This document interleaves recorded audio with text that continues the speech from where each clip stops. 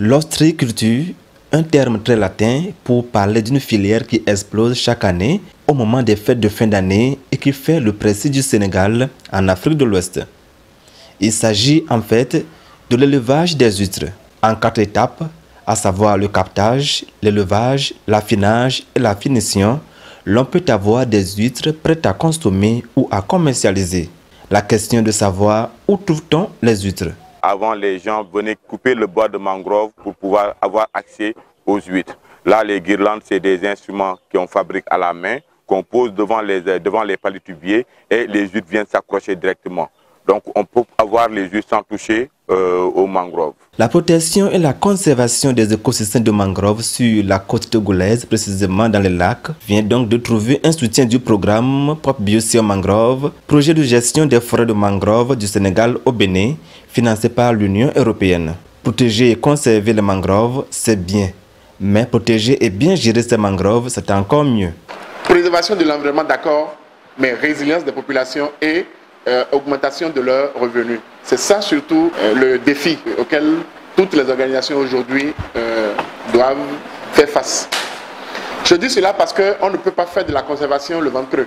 Vous demandez à des populations qui sont autour d'un écosystème, qui ont faim, vous leur demandez de conserver, mais elles n'ont pas d'alternative. Vous n'aurez jamais le résultat. Donc je suis très heureux de cette collaboration aujourd'hui qui a conduit l'ONG CORD du Bénin, la fondation Akereburu au Togo, de se mettre ensemble pour augmenter les revenus de nos populations à travers des projets véritablement viables. Le premier projet qu'on a sélectionné, c'est l'ostréiculture, directement liée à la conservation des mangroves. Le projet consiste à protéger l'écosystème des mangroves, restaurer les reliques qui restent par endroits et redonner vie aux espèces aquatiques qui s'y trouvaient. En ce sens, créer une activité génératrice de revenus pour les communautés riveraines. Aujourd'hui au Sénégal, l'activité issue de la protection de l'écosystème des mangroves est l'apiculture et l'ostréiculture. La mangrove a vraiment beaucoup de biens et services et parmi ces biens et services, il y a l'ostréiculture et l'apiculture. Donc on est venu ici pour faire une visite d'échange et enseigner les gens, les associations qui sont là. Parce qu'au Sénégal, on est beaucoup en avance par rapport à l'apiculture.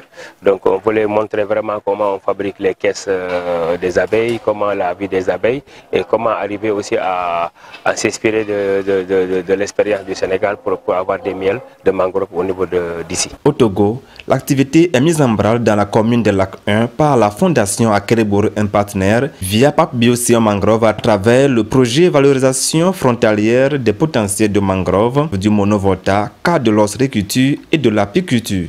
C'est une grande joie pour nous de nous trouver en ce moment-ci à la rencontre de l'environnement et du développement, où les populations reviennent au centre, notamment de l'environnement, en ce sens qu'elles deviennent les premières bénéficiaires des actions qu'elles-mêmes engagent, notamment dans le cadre de la plantation des mangroves, qui n'est plus que la plantation des mangroves, mais aussi qui va changer le quotidien de leur vie, notamment par la formation sur l'apiculture et les guirlandes pour l'ostréiculture. Si l'on connaît donc toute la chaîne de valeur des produits aquatiques issus des mangroves, l'on prendra conscience de sa conservation.